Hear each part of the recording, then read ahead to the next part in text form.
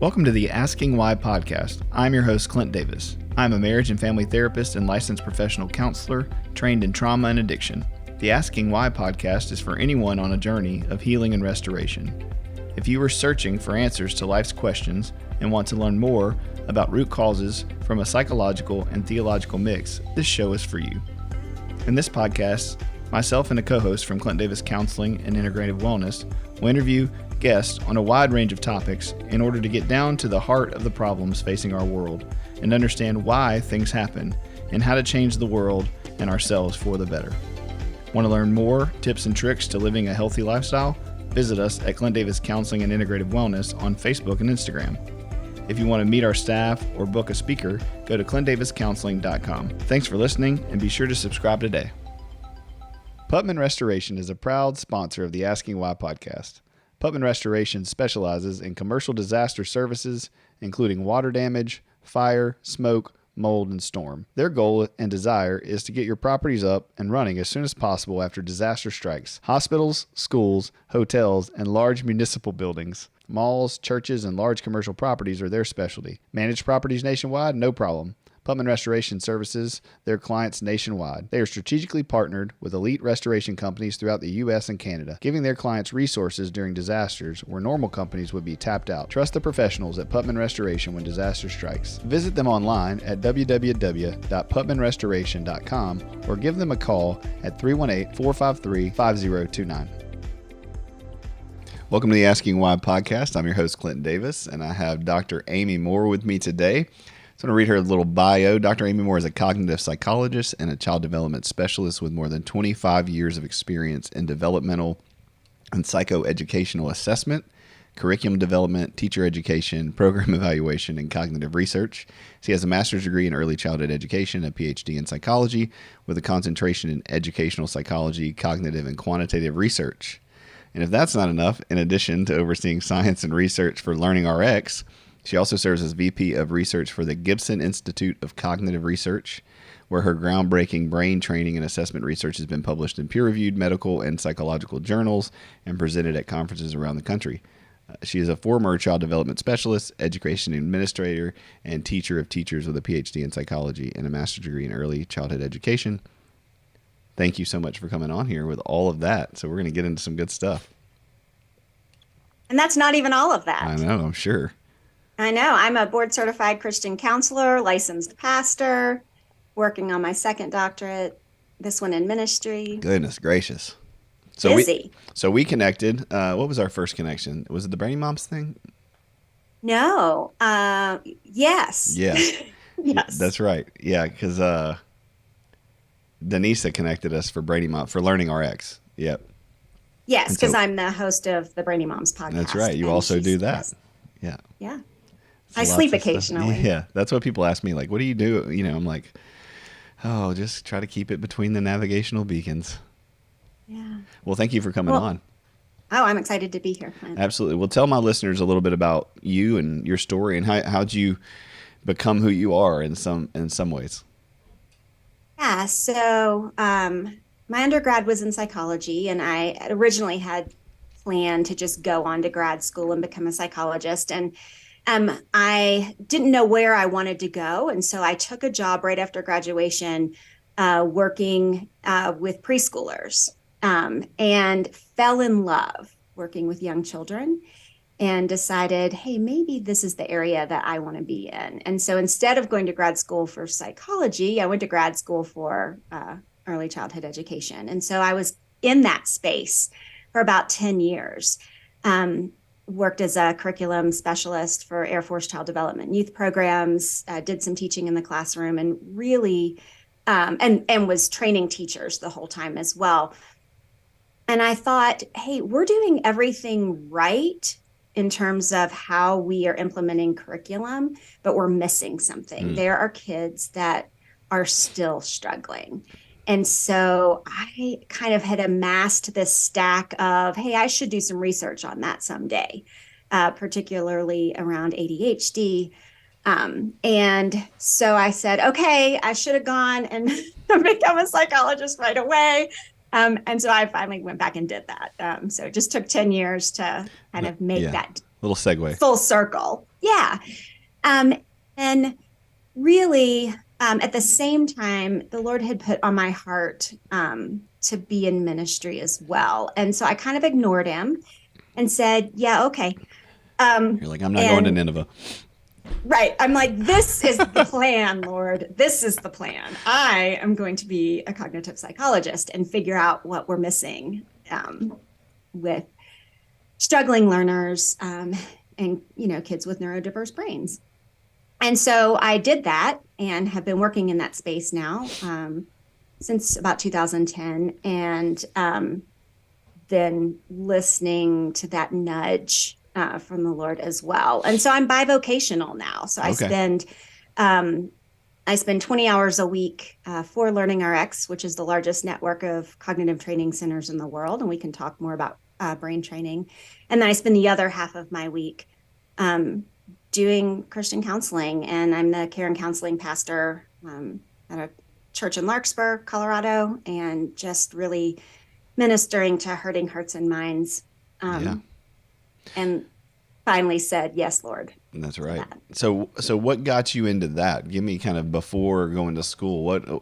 Tell me your testimony as far as faith and were your parents Christian? Were you always in church? How did that play out, if you don't mind? Yes, I grew up in the church. My mom actually ran the school associated with the church. And so if the doors were open, we were there. Right. And I'm from the South. So you know how that looks. Yeah. So Sunday morning, Sunday night, Wednesday night. Yeah. Exactly. And so I participated in anything that you could do, choir, handbell choir, right? Like everything at the church. And so it was just what you did, right? Did I have a personal relationship with Jesus? No. I didn't, right? I went to church. I believed in God. That was the extent really of my faith until probably 2006 when we moved to Colorado and I had a friend, a neighbor that I had met, and we were having coffee. And so she said, do you have a personal relationship with Jesus? And I said, well, I grew up in the church. And she goes, that's not what I asked. Right. And those words were very foreign to me. Right? Like, what does that mean? Do I have a personal relationship with Jesus? I didn't understand the question. Mm-hmm. So it was absolutely fascinating that I grew up Presbyterian. I did walk away from the Lord for about 6 years. I had a crisis of faith when my dad died. But when I did kind of open up that curiosity, I was 31. Oh, man. Yeah, it was. Do you want to hear what happened? Yes, so I do want to hear that. Yeah, tell me as much as you want to share. Yeah. So I think those things I think that's what people listen for is, especially people with credentials and people who do what they do, there's twofold that I want people to hear. One is, your motivation for what you're doing and that, and to see that God is good and that he motivates things and pushes things and changes things through hardship. And also for them to realize that whatever they got going on, it's not the end of their story. Absolutely. I love that. Yeah, so my dad died from metastatic melanoma in my arms. Mm. And right after so in the months that he was going through chemotherapy, we spent a lot of time talking about the Lord. And I had given him a book by Max Lucado called When God Whispers Your Name. And so my dad had grown up in the church, but he hadn't been going. And he thought, well, it's too late for me. And so those conversations looked like, Dad, it's never too late. Right. The Lord has his arms open. And so he asked for communion the day before he died, accepted the Lord again in his heart. It was really very beautiful. Wow. And so he died in my arms. And within moments, I missed a very important part of that story. He was terrified to die. He was always terrified of dying. And so part of that conversation was, what is heaven going to look like? Mm-hmm. And how you won't be in pain. And right, like it's kind of a win-win. You beat the cancer and you live a while longer on this earth, or you don't beat the cancer and you get to be with Jesus. Mm-hmm. Those were those conversations. And he died, and within moments, I didn't realize this at the time, what was happening to me, but within moments, the enemy whispered to me, what if there is no heaven? Mm-hmm. And I panicked. What had I done? I had convinced my dad that it was okay. Like, it was okay because he was going to go and be with Jesus in heaven. And if there's no heaven, then there must be no God. And if there's no God, where's my dad? Yeah. And instead of leaning into my faith, instead of seeking wise counsel, I panicked and I walked away from the Lord for 6 years. Just walked away, shut it down. And so it was pure curiosity that kind of brought me back, right? The Lord has this way of surrounding you with people who are the hands and feet of Jesus without even saying the name of Jesus sometimes, right? And so it's and you can walk away, but that doesn't mean he did, right? I mean, that's the beautiful thing about it is, like, you know, we can go, oh, I don't believe this for a while, or I'm not going to be, you know, I'm not going to do the things, but that doesn't change his perspective of us. Absolutely. Yeah. So I was having these conversations with this neighbor, and she had given me a book by Francine Rivers called Redeeming Love. Mm-hmm. And I read it in one sitting. It's a fat book. And I read it in one sitting. I finished it at 2 a.m. and I'm sobbing. And I'm like, of course there's a God. What was I thinking? Right. And so I call her up at 6:30 the next morning and I said, hey, can I come to church with you on Sunday? And so we go to this mega church, non-denominational mega church. And I felt something like in my body while I was there. And when we were driving home, I said, I don't know what it was that I was feeling, but I just felt in my body something happening to me. And she said, well, that was the Holy Spirit. What was that? Right? Like, these are words that I did not hear in the Presbyterian church growing up. Mm-hmm. I just didn't hear, well, yeah, the presence of the Holy Spirit right there, or personal relationship with Jesus. Right? I had not heard that. And so my curiosity was so piqued that I just dug in. And the more I dug in, the more I could hear the Lord's voice. And so, I got water baptized in 2007.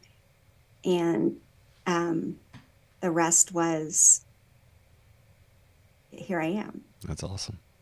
And so that led you into, were you doing the psychology stuff then? No, I was still working in the child development field at the time. And so it was about 2009 when I felt the Lord stirring something in me about counseling and ministry. And so when I initially went to get my PhD in psychology, I was thinking, okay, well, I will go into counseling. And something happened. I got grabbed by the research, and I kind of just took off in that direction and ignored that stirring from the Lord. And so it wasn't until probably about 4 years ago that I started taking him seriously, that, hey, this is where I want you. Yeah. And LearningRx is a Christian company. And so I feel like I've been in ministry, for nearly 10 years. Yeah. What's the special thing about LearningRx? Kind of, how did you get into that, and what was the push for that? Because it's a very, I think, what's the word? People don't know about it. I mean, I think in our culture, I'll send people to ours all the time here. So what is about it is so special to you, and what kind of pushed you in that direction? So I was writing a paper on neuroplasticity in children, and my youngest child's best friend is the grandson of the founder of LearningRx, Dr. Ken Gibson. And at the time, his mom was the vice president of development and of R&D. And so I called her up and I said, hey, I'm writing this paper on neuroplasticity. I'm intrigued by what you do. Can I come interview you? And so I went over to her house, and she just pulls out all of these interesting brain exercises. And she's like, let me just show you what we do. That's the best way to show you neuroplasticity. And I was hooked. In fact, I wrote the paper, called her up and said, I have a few more questions. Can I come back over? I come back over. She shows me even more exercises. And that was it. I said, I want to be part of what you're doing. This is what we were missing as teachers and educators. And so that's how that started. That's awesome. And that was in 2000, about 2013, 2014. So to lay the groundwork for that, what do you think, if you're an average person listening to this, you don't know what LearningRx is, what are some of the things that you would want people to know? Just kind of top 3 to 5 things that can set the tone for kind of the rest of our conversation. So I like to say that we are not stuck with the cognitive cards we've been dealt. Mm-hmm. And so what that means is if we have cognitive skills, those are the skills that we use for thinking and learning all day, every day. Skills like memory, speed of processing, the way we visualize things, how well we reason, how well we pay attention. Those are cognitive skills. And so a lot of us have weak cognitive skills, and weaknesses in one or more of those skills are really the root cause of learning struggles, are the root cause of why we can't think fast enough, why we're underperforming at school, at work, on the baseball field, right? So the exciting thing about our brains is they're plastic, right? It's a term called neuroplasticity, and that means that our brains can change with intense targeted experience. And so LearningRx does just that. And so we target and train, we remediate and strengthen those skills that are weak. And so when we can do that, then we can see changes in the classroom, at work, right, on the baseball diamond. Yeah. And that's for anybody. Absolutely. I mean, we have clients that are age 4 and we have clients that are age 99. Mm-hmm. The brain is plastic. Right. And so I think that's just neurology in general, right? The study of the brain and understanding all of those things is super new, at 30 years old, I mean, in the deep way we study it. I mean, we've been looking at it forever, but how long has LearningRx been around? So Dr. Gibson started creating brain training exercises in the 1980s. Okay. So he was a pediatric eye doctor and specialized in vision therapy. And he was helping patients with dyslexia. That was his primary patient load. Right. And so he was doing these vision therapy exercises with them. And he said, I think we're missing something here, right? That these dyslexia struggles are more than just a visual processing disorder. Mm-hmm. And so he started doing some research on what else is going on in the brains of these kids who are struggling to read and to learn. And so he said, I think there are some auditory issues as well. So he started creating exercises that would remediate weak auditory processing skills, or the way that we manipulate sounds in the English language. And so, or any language for that matter. And so he would add these exercises, and he was seeing even better results. And then he said, okay, what else do we need to look at? And so at the time, the Cattell-Horn-Carroll theory of cognition was just coming on board as like the primary theory of intelligence. And it's the basis of all major intelligence IQ tests. And so he said, well, if IQ tests are testing memory and processing speed and attention and reasoning, then that must mean that those skills are responsible for thinking and learning and cognition and intelligence. Mm-hmm. So can we remediate each of those? And so his brother was a clinical psychologist. And so the two of them worked together to just create exercise after exercise that was targeting each of these different cognitive skills that are part of intelligence.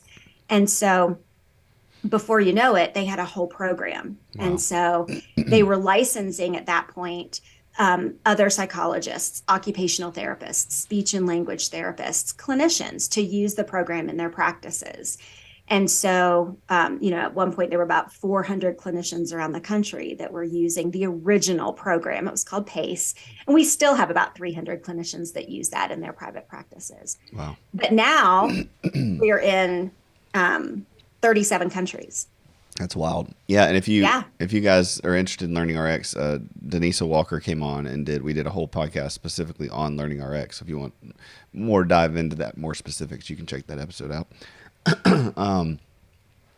So let's shift gears for a second. One of the things that I know comes up a lot is this conversation about when it comes to learning and brains is ADHD. And one, what is your opinion about the shift in there being more people diagnosed with it? And how do we find the balance, right? Because I feel like we missed it for years. It was an issue. Kids got neglected. And now I feel like we've swung over to the side of over-diagnosing it and missing some other newer root causes based on a bunch of things. But I want to hear your opinion about it. Yeah. So I have a pretty strong opinion about it. I like strong opinions. Okay. I would like to say that we have more children being diagnosed, and more adults for that matter, being diagnosed with ADHD because we've raised awareness. That's what I'd like to say. And in part, that may be a little true, right? Yes.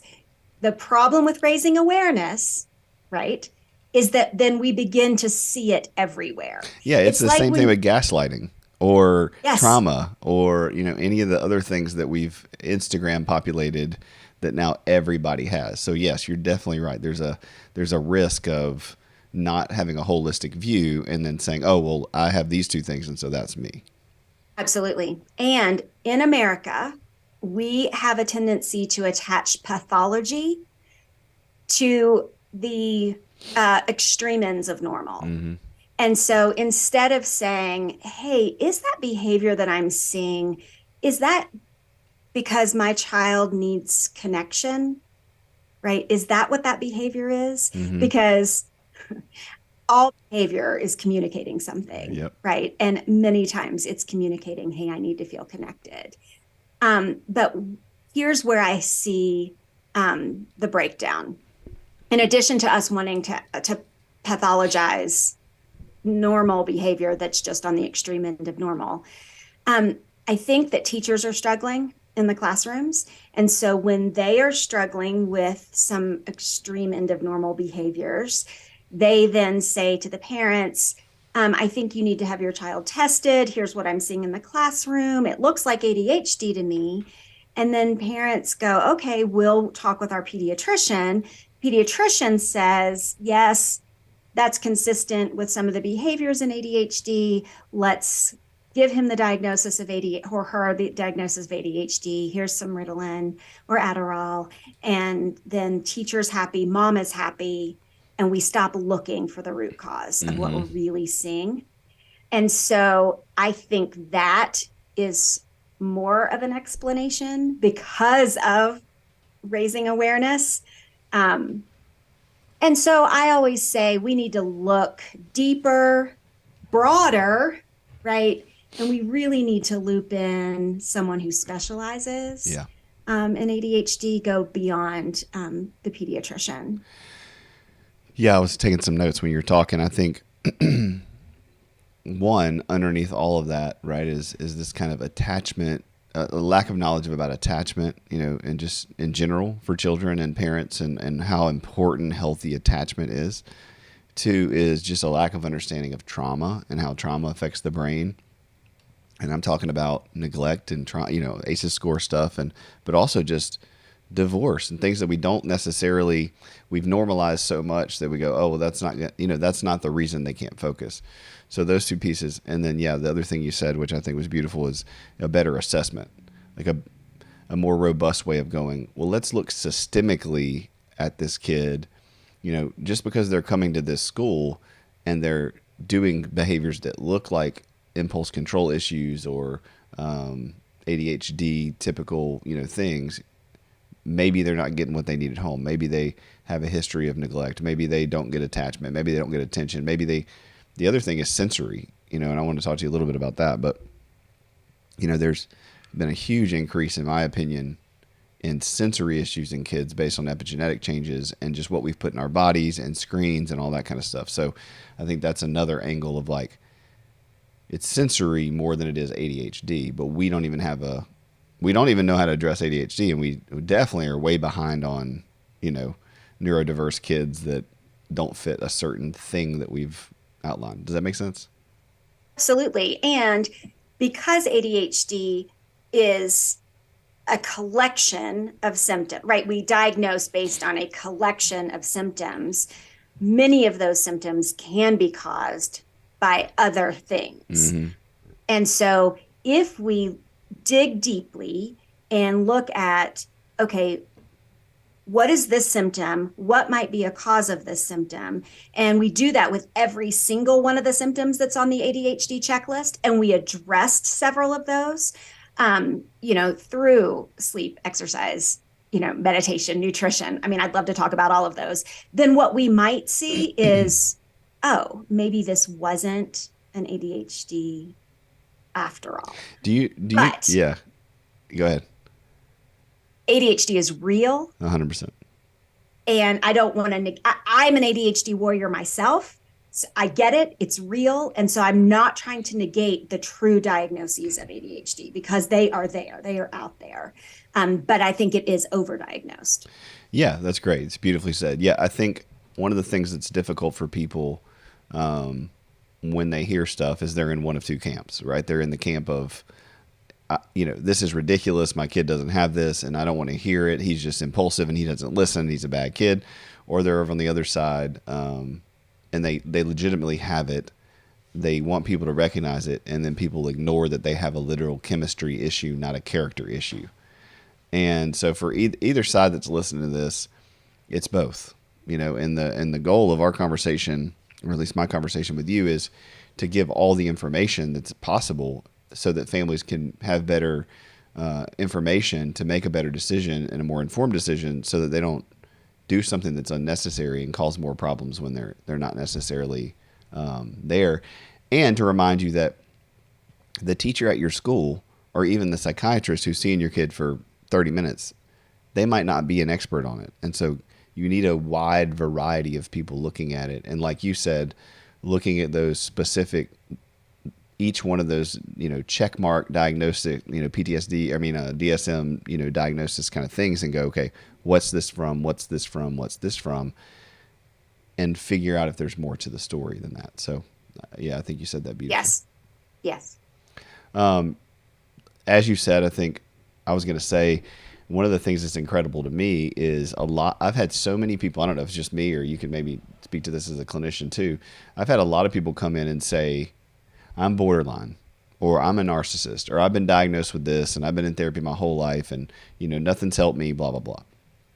And I'll say, okay, I'll hold that lightly and we'll get to talking and, we get into the conversation a couple sessions and they have an active addiction and then they have unresolved trauma that they've never been told is trauma and they've never dealt with. And we work through the active addiction and we work through the unresolved trauma. And all of a sudden, these extreme personality disorder type behaviors just go away. And I'm like, yeah, you're not borderline. You had these things. And I feel like ADHD can be the same way. Sometimes I'm like, no, you're borderline. Like, you do have trauma and you have these other things, but this diagnosis still sticks even though we've treated these things. And so I would say, is that kind of how you see ADHD is like, we need to do the work of digging into the roots, and you may come up with it that it's ADHD, but a lot more times than not, there are things that you could have done beforehand or that you can do to limit the symptoms. And I know you have these pillars, so that's what I'm asking. Yeah, absolutely. I mean, what I find fascinating is that when we have people who are caught in a fight, flight, or freeze cycle, right? They come into our office in Hulk brain, yep. Right? They've been in Hulk brain for the last 12 years because of unresolved trauma, typically, or chronic stress, because we know the brain doesn't know the difference between acute trauma and chronic stress. Yep. Like, I'll say that again. The brain doesn't know the difference between acute trauma and acute trauma and chronic stress. Yep. It will go into fight, flight, or freeze mode, Hulk brain, for both. Yep. Right. So physiologically, the brain responds the same way. And so it doesn't matter what your therapeutic approach is. You can't accomplish anything with someone stuck in Hulk brain. Mm-hmm. And that's true for children too. We can't teach children in Hawk brain. That's right. So they can't access their prefrontal cortex in Hawk brain. Yeah. I mean, they can barely access it as children in the first place. I mean, I think that's... Well, and it's not even fully developed that's what yet, I mean, right? Yeah. Yep.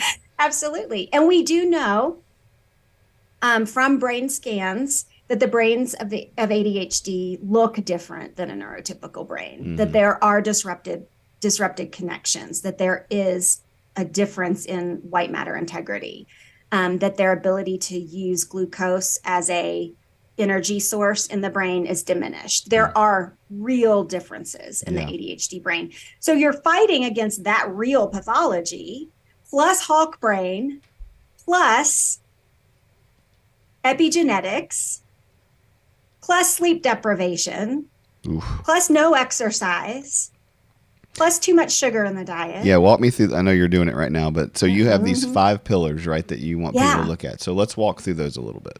Okay. So let's talk. Well, and when I talk about these 5 pillars, these can be contributors to ADHD, either an ADHD diagnosis or real ADHD poor functioning, right? Yep. Contributors. But then they are also 5 pillars of how we intervene and how we treat ADHD. Right. So it can be, it's the inverse. So it's the negative effect on the kid who either literally clinically has ADHD or has ADHD symptoms because these 5 pillars are not being tended to. And if you tend to them, it can help either an ADHD person function at a higher level, or it can show that the person doesn't have ADHD. They're just not tending to these things that are necessary. Is that exactly? Okay. That's exactly what I'm saying. Okay. So first one is sleep. Sleep deprived, right? Because either we're just too busy and so we don't go to bed early enough, or we're too busy so we wake up too early, or the schools are starting too early. There are a million reasons why we're sleep deprived. Or we can't fall asleep because we're stressed. And so all of that, and then on top of each other, right? Exactly. Yeah. But sleep actually cleanses the brain. So my friend, Dr. Christina Ledbetter, who's a clinical neuroscientist, she says sleep is like putting your brain through a car wash. And so I just kind of love that analogy. But simply during the day, our brain accumulates toxins just as the result of neurotransmitter activity, right? So it accumulates toxins, including beta amyloid, by the way, which you might recognize that from Alzheimer's. Okay, so it accumulates these toxins, and sleeping actually allows the body to clean the brain, right? So our cerebrospinal fluid is released. It's kind of like turning on and off a faucet. So during the day, the faucet is turned off. And then as soon as we fall asleep, we open that faucet and the cerebrospinal fluid can rush in and clean all of those toxins out of the brain. Well, if we don't get enough sleep, that cleansing process can't happen. And those toxins accumulate in the brain. So if you're, Would you say that you said, tell me the beta again? Beta amyloid. Yep. Would research show that a lot of people who struggle with Alzheimer's got a lot of really bad sleep their whole life? Is that a correlation or causation? They are currently reaching that right now. I mean, but that makes total sense. Yeah. Yes, it does. It does. Yeah, that's crazy. Okay. Yeah. So we have to sleep so that we can get rid of those toxins that accumulate every day in the brain. Yeah, I don't think people realize how chronically tired everybody is and what that's doing to their brain and their bodies for sure. Yeah. I mean, I don't know any clients who say they sleep enough. Like any of the hundreds of people that we see and thousands of people we see in our clinics, like very few people are like, yeah, I get, 8 hours of sleep a night. Yeah. It's a mess. Well, and I'll tell you, before I knew this, so I used to teach community college, and community college students are typically non-traditional. They're adults, right? They already have jobs and kids. And anyway, I would have students who'd say, I just don't have enough time to get this done. And you know what my suggestion would be? Go to bed an hour later or get up an hour earlier to get your homework done. Really? Yeah. I mean, I just didn't know, right? And you don't know what you don't know. Oh, lots of I people say apologize to all of my past students who I told to give up an hour get of less sleep. Yep. I was listening to something the other day, and it said, people say that they can, lots of people are like, oh, I can function on 4 or 5 hours, and I've said that, like, I can function better than some people, my wife and specifically, with less sleep. I think I heard somebody, the research said though the other day, it's like less people than have a gold medal can function on less than like 7 hours of sleep or something. I can't remember what the stat was, something like that. It's like, people think, oh yeah, I can do less than 7 and I'm fine. And then they were saying if you sleep less than 7 hours a day for like a week, it's like you're walking around. God, what was the thing? Do you know that phrase?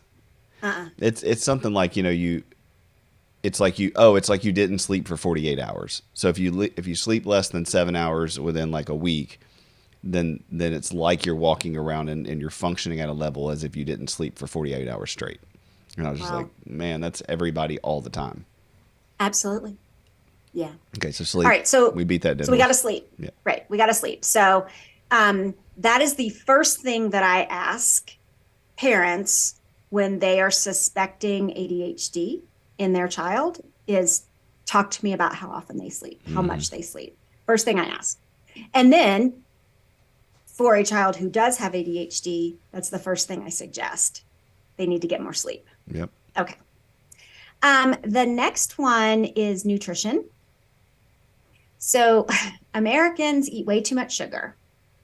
And we know, right, it's very common knowledge now that sugar is inflammatory, right? Sugar causes inflammation in the body. Yes.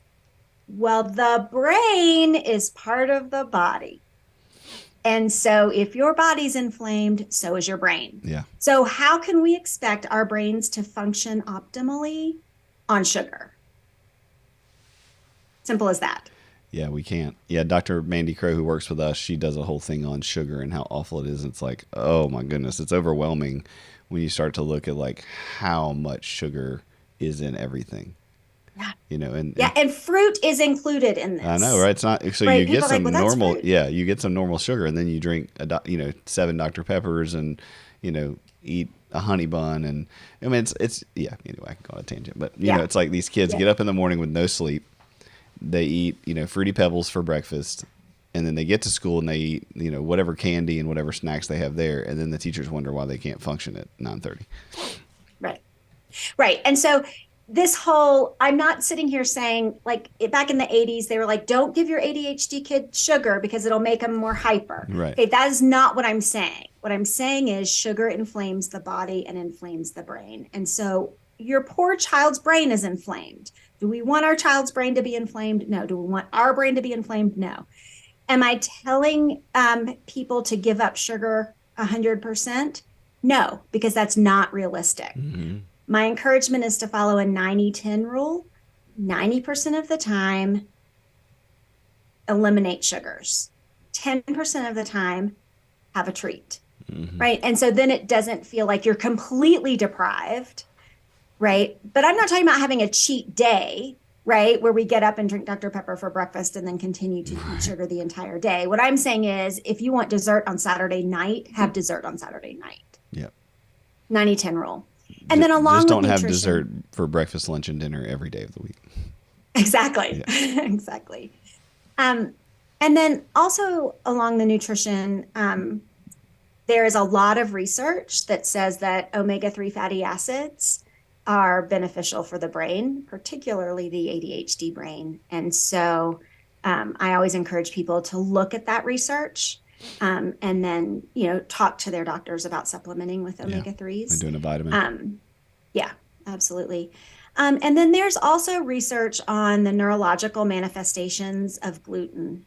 And so we know that people with gluten intolerance and people with celiac disease, I'm one of them, cannot eat gluten. But there's research to suggest that gluten isn't good for any brain. Yeah. Not just people with gluten sensitivities. Have you allergies. Have you looked into MTHFR? yeah. Okay. So yeah, and you want to talk about epigenetics? We absolutely can. Yeah. But people who have homozygous 677 MTHFR which is an enzyme that actually helps our bodies detox. And so if you have a double mutation of the MTHFR gene, methylene tetrahydrofolate. I won't say what we call it, but that yeah. I know. Just anyway, JC and I again, both have it. So well, I have homozygous 677, okay. two mutations. Yep. So my ability to detox works at about 30%, I think, with that. And so we eat all organic because. Can you talk detox just for a second? So for people listening, when we had our first kids, they both have food allergies. They both reacted really terrible to, the first one reacted very terrible to vaccines. We went through all these situations, and then we did the research and studied and realized that both JC and I have MTHFR. We passed that to them. That's what's causing these kind of what they call second tier disorders. And so, yeah, like Red 40, things that they just cannot process, and that just causes so many problems. Can you just give a general scientific overview of why people should look into that and how that's affecting things that they probably just have never even thought about? So there's a very high association between a double MTHFR mutation and neurodevelopmental disorders. So we see kids with a homozygous or a compound heterozygous, which means you would have one of the 1298 mutation and one of the 677 mutation. The high percentages of ADHD, autism spectrum disorder, those are the two main ones. So the body has a system, it's called methylation, and it is never hesitate to methylate. I love it. And it is just this cycle of the body being able to use B12 and methionine, and I won't even get into the entire cycle, but it helps our bodies detox things that don't belong in our bodies that are coming from the environment. So whether that's exposure to pesticides in non-organic foods, whether that's food dyes, like you said, anesthesia from surgeries or dental work. So people with a compound mutation of MTHFR cannot have nitrous oxide, which dentists use in pediatric dentistry all the time. What happens with that? Because I've not heard that, and I'm like king of dope me up with that stuff. So what happens? Okay, so this is a big deal. So what happens is people with a double mutation in MTHFR, so it's called MTHFR deficiency, when they're exposed to nitrous oxide, it raises homocysteine levels. Okay. And high homocysteine can lead to blood clots. Okay. Interesting. So, right. And so that's why I think that's one of the reasons why I think it's important for everybody to get tested for MTHFR. There are adjuvants in vaccines, right, that our bodies have to detox when we get a flu shot, when we get any vaccine. And so an adjuvant is something that they add to the vaccine to just help it be absorbed by the body better, right? It's not actually the main ingredient. It's what they add. It could be thimerosal, a preservative, in a vaccine. So people who have this mutation can't detox those vaccine adjuvants. And so I think everybody ought to be tested for MTHFR at birth, because then a parent can be better informed about vaccines. Yeah, Grady got puke. I mean, he was 106 fever. He had green bile. It was insane after his first set of vaccines. And I mean, later we realized why that was and what was going on. But yeah, I think that's the sad part, as things have changed so radically not that these issues haven't always existed, but they've been so minor because of our, change in culture and what we eat in our diets and all those kind of things. But those are so much more common things that I think the average person is dealing with that they just aren't even looking at because we're not having these conversations. So I'm excited. This is beautiful coming out because I think, a lot of people listening need to hear like it's an easy test. You just go check, like, and it can change your life. Absolutely. And MTHFR, it's an enzyme. That's all it is. It's an enzyme that helps break these things down. And so, yeah, absolutely. Easy test. You can do a spit in a tube test or a blood test and find out. Now, most people have one mutation. Mm-hmm. One mutation is not the problem. It's when you have two. Right.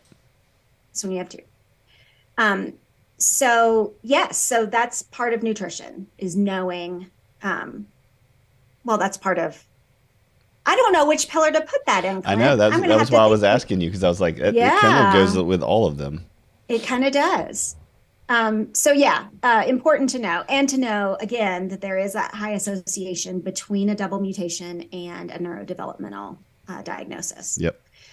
And so if we can reduce exposure to toxins and things that the body can't detox, if you have that mutation, that can help reduce some of the neurodevelopmental diagnostic symptoms that we see. Absolutely. As well. I'm glad you brought that up. Okay, number 3 is exercise. So aerobic exercise increases something called BDNF, brain-derived neurotropic factor. And that is a protein that is like Miracle-Gro for the brain. And so we want as much BDNF as possible, right? Especially as kids, while our brains are developing. But it's also great for adults too, because we know that neurogenesis is still occurring in the hippocampus throughout the lifespan, right? We don't stop producing new neurons and new neural connections, and we need BDNF for that to happen. So we know that aerobic activity increases the production of BDNF, which helps our brain function better. Which is why kids need to be playing. They need to be playing. Absolutely. And, when I tell adults this, hey, you need to exercise, you need to look at your nutrition, when they're within a normal weight range, they really don't respond favorably to these suggestions. Yeah, because they're just thinking about it from shape. I don't need to exercise. Absolutely. And I have to say, you're eating for your brain and you're moving for your brain. This has nothing to do with the size of your body. And I try not to even use the word diet. I try to say nutrition. Right? Whatever you're putting in your mouth is going to impact your brain. And a lot of things cross the blood-brain barrier. Like something like 70% of neurotransmitters are produced in the gut, not in the brain. Yeah, that's wild. So, of course, what we eat is going to impact neurotransmitter function, right? So whether we're producing enough neurotransmitters, whether, the catching neuron can absorb that next, that neurotransmitter, we don't know exactly what's happening in the ADHD brain. But we do know that neurotransmitter function is impacted. So let's do what we can nutritionally, and then with exercise. Yep. For their brains. All right. Next pillar is mindfulness, grounding, stress management, exercises. So I talked a little bit about that chronic stress. And believe me, your children are chronically stressed. It's the nature of the way schools function. It's the nature of having to balance school performance, extracurriculars, sports, music, 100%. Drama, whatever. I mean, you just wake up that way. I mean, literally the day starts for these kids by, let's go, get your shoes on. We got to go, hurry up, get your stuff. Did you have this? Do you have that? Come on, stop giving, get off your brother. I mean, it's just like, it's not a slow, calm, let's meditate, let's be mindful, let's have a moment. I mean, that's what we try to do at home. And that's been a huge shift over the last couple of years because of a lot of this, stuff that I'm learning. But it's like, that's so hard to do every day. It's just so difficult when our American culture is what it is. Absolutely. And you cannot wait until your child is in Hulk brain to say, breathe. No, these have to be practices that we teach our children. Yeah. And we have to spend 10 minutes in the morning. We have to spend 10 minutes in the evening doing mindfulness and grounding and breathing exercises so that they can reset their nervous systems. Yep. Right. So we got to break that fight, flight, or freeze cycle as often as possible, because when we do, what's happening is that their bodies are releasing adrenaline and cortisol in response to this chronic stress. So that cortisol is just coursing through their veins, right? Their hippocampus is shrinking. They're in hawk mode. They can't access their prefrontal cortex. And so we have to break that cycle as much as possible to kind of build resilience, lower the cortisol levels. If you think about cortisol as like being in a bucket, right? And so as the bucket is overflowing, right, they turn into fight, flight, or freeze, hawk mode, brain. And then even if they just come down a little bit from that, it only takes a tiny bit of stress to fill that bucket back up. Yep. So if we can do 10 minutes of mindfulness, grounding, breathing exercises in the morning and the evening, we can keep that cortisol bucket low. Yeah, I love right? So then it takes more to throw us into hawk mode. Yep, that's good. Yeah, I mean, you're building equity, right? You're building this kind of healthy equity that you can lean into so that you're at a 3 all day versus being at a 7 all day, and then one thing pushes you over the edge. Yes. It's good. Yes. I love Dan exactly Siegel. Dr. Dan Siegel does the like hand model of like blowing your top. Have you seen that? No, I have his book, but I can't recall the diagram. So he just does your hand, and so I've been using it. Okay. So you just say this is your brain and this is your prefrontal. And so if you can't see it, I'm doing a hand thing. You'll just listen to it. But your prefrontal starts to twitch out, and then you blow your top. And so now your amygdala is in charge, your hippocampus is in charge. You know, all these things are in charge. And now you can't think, you can't function. And so you got to get your prefrontal cortex to come back online and kind of wrap over and be in charge again. And so we do that. I'll do that a lot with my kids. I'm like, okay, I'll hold my hand up. I'm like, it feels like you're about to blow your top. What do we need to, let's breathe. Let's walk around. You need to go run outside, like just all of these things. It's like, what do we need to eat? That's usually the answer to most of the problems in my house, wife included. Are you hungry? Like it's 3 o'clock. It's snack time. You haven't had a snack. No wonder you're melting down. And that's more the children, about something, and it's like, why are you so crazy right now? 5-year-old. And then I'm like, oh, it's 3. You need to eat, like you've got to eat get some calories. Yeah. Yep. Yeah. And so there's nothing magical, about specific mindfulness, breathing, grounding exercises. Literally, you can Google mindfulness exercises for kids. There are some cool card decks. Yep, I got one. You can just order. Yep. Yeah, that you can order on Amazon. I love like the CBT and DBT card decks because they're full of mindfulness exercises. And so anyway, those are everywhere. They're ubiquitous, easy to find. The important thing to know is that you have to practice those when you're calm, in order for you to be able to access them when you have blown your top. That's good. If you wait, you can't access them. You just want your amygdala will hijack your prefrontal cortex. You won't remember how to breathe. You won't remember to say 5 things that I can see, 4 things I can hear, 3 things I can touch. And so, just practice those with your kids, make a game out of it, talk about the importance, do it yourself, model that with your children so that they see everybody should be doing that, right? Everybody at any time, every trauma therapist knows that you should have 15 to 20 exercises in your bank of exercises that you should be doing all the time. We all need it. Like we all need it. Oh yeah. The breathing. Yeah, go ahead. I was just going to say the breath work thing is so important, and people feel like it's such a cheesy, therapeutic thing, but what all of these things do is they get you in your body. They get you in the moment. They get your nervous systems aligned and calm. And I love that God, he says, I am, not I was or I will be, although he is all of those things. Right. He wants to be in the present with us. He wants to be in the moment with us. He wants us to be in the moment. And so it's cool that the word ruach is the Hebrew word for like the breath of life that God breathed into us and into Adam and Eve. And so it's like when we breathe, we're literally breathing in God's essence. That's what sustains us, and so I don't know. I just think it's all of this stuff is like God designed in a beautiful way, and it all makes sense. So anyway.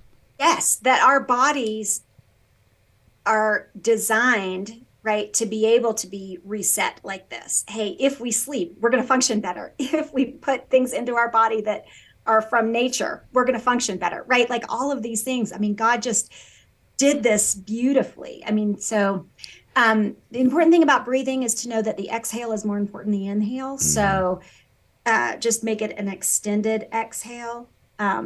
Even a long sigh will reset the nervous system. Yeah. Anything you can do to vibrate the vagus nerve by doing like a low pitched foghorn exhale, like Dr. Amy Apigian uses the word VOO. And so if you exhale saying VOO, kind of at a foghorn, that'll vibrate that vagus nerve, lower your heart rate, lower your blood pressure, kind of reset that nervous system. Anyway, so we have one more pillar that I really want to talk about. Okay. Let me say this one last thing. Well, two things. One, when we do a lot of equine therapy with people, the horse will, and that's when it lets you know that it's calming and it's regulating. And so it's the same thing. That's beautiful. And then two, have you done any research on, or read anything recently on tongue and lip ties and how that relates to carbon dioxide and vagal nerve by being able to touch the top of your mouth? No. Oh my goodness. So we just took our kids to Dallas because they both had tongue and lip ties when they were little, which is also a part of the whole MTHFR and gene mutation stuff. And anyway, so we go to this dentist and they were showing us how, well, both of the boys' ties have come back. And we didn't know that. And so Grady cannot even touch the roof of his mouth with his tongue. And so because he hasn't been able to touch the roof of his mouth, he's not getting vagal nerve connection to self-soothe, to get oxygen in the way that he's supposed to, and to also widen his palate so that his jaws and his teeth can come in. And I'm like, this is insane. So anyway, I want her to come on the podcast and talk about all that. But I just didn't know anything about that. And so I'm like, yeah, if he can't, when you touch if you think about it, like right now, can you touch the top of your mouth with your tongue? If you can't, then you can't do a lot of the things you need to do to calm your nervous system down, to breathe in the proper way, all those kind of things. So that's another thing that I think a lot of people miss with their kids if they're having sleep problems or sensory issues, is they may have a tongue tie that's not allowing them to reach the top of their mouth that does a lot of things that needs to happen. Wow, I'm fascinated. I have to go read about it. Yeah. Anyway. Yeah. Okay, fifth pillar. All right, fifth pillar, and this is the space that I function in, obviously at LearningRx, is cognitive stimulation, executive function training, cognitive training. Right. And so we did this really big research study back in 2015, 2016, where we looked at cognitive profiles of people with ADHD across the lifespan. And so over 4,000 people, that was our sample size, huge study. And so we plotted across a graph, across the lifespan, functioning on every major cognitive skill that makes up an IQ test. So working memory, long-term memory, processing speed, visual processing, auditory processing, logic and reasoning, and attention. Okay. So we plotted these. And what we found across the lifespan is that attention was not the most deficient skill in ADHD. What was? I'll say it again. Attention was not the weakest skill in ADHD. Working memory, long-term memory, and processing speed were more deficient across the lifespan in ADHD than attention. And so interventions for ADHD that are targeting attention only are missing the boat on what's really happening cognitively in the ADHD brain. That makes so much sense, though, because they focus so much on kids, and in the society that we live in, their ability to focus or do the task over all the other things that are important. Yes. And so they just say, they can't pay attention. It's attention deficit disorder. Well, first of all, let me tell you that ADHD is not a deficit of attention. We pay attention to everything. The problem is we can't rack and stack priority, right? So everything is important. We pay attention to everything. So or it's nothing not at all, a deficit. Right? Oh, well, exactly. You chase 3 squirrels, they all get away. So what we need in that ADHD brain is to remediate those weak cognitive skills. That's and good. So because remember I said that brain imaging shows us that there is irregularity in the connections with the prefrontal cortex and the rest of the brain. Mm-hmm. And so cognitive training can help strengthen those connections, reestablish those connections. And so any type of cognitive stimulation is great. But an intense, targeted, one-on-one, like delivered by a human, cognitive training will really get the biggest impact to help those kids be able to process information more efficiently, remember things, work at a pace commensurate with their age. So that's what we do. And so we remediate those cognitive skills that are really the root cause of what we're seeing in the classroom in those ADHD brains. Yeah, that's so good. I mean, that's so good for people to listen to and hear, because that is such an important, I think, thing we're missing as a society when it comes to focusing on ADHD in the wrong ways. And I think the pillars are super helpful. So I'm going to go over those one more time for people. So 1, sleep. And just like everything, there are going to be things you need to change in your life to be able to get the sleep you need. So it's not going to be, we understand it's not easy. It's not just like go home starting today and just sleep more. There's a million things going on for why we can't sleep. Those things have to be addressed. 2, diet, nutrition, sugar especially, omega-3 fatty acids possibly, looking at gluten, and somewhere within this, looking at MTHFR and looking at gene mutations and just doing a good, robust panel for yourself to say, where am I? What do I have going on? And then how do the things that I'm taking into my body and what I'm exposing myself to, how are those affecting me specifically?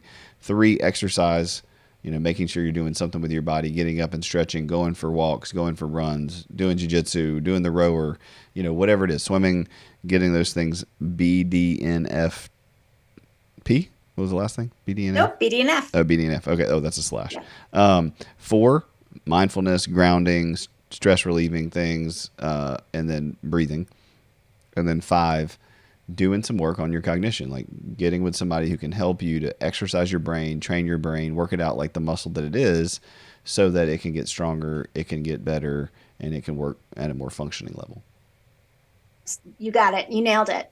And I think too, just knowing that there are real differences in the ADHD brain compared to a neurotypical brain.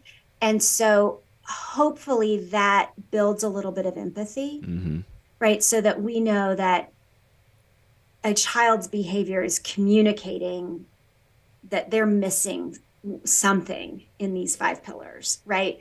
Like my behavior is a result of me not getting enough sleep, plus me not knowing how to get into Bruce Banner brain rather than Hulk brain, right?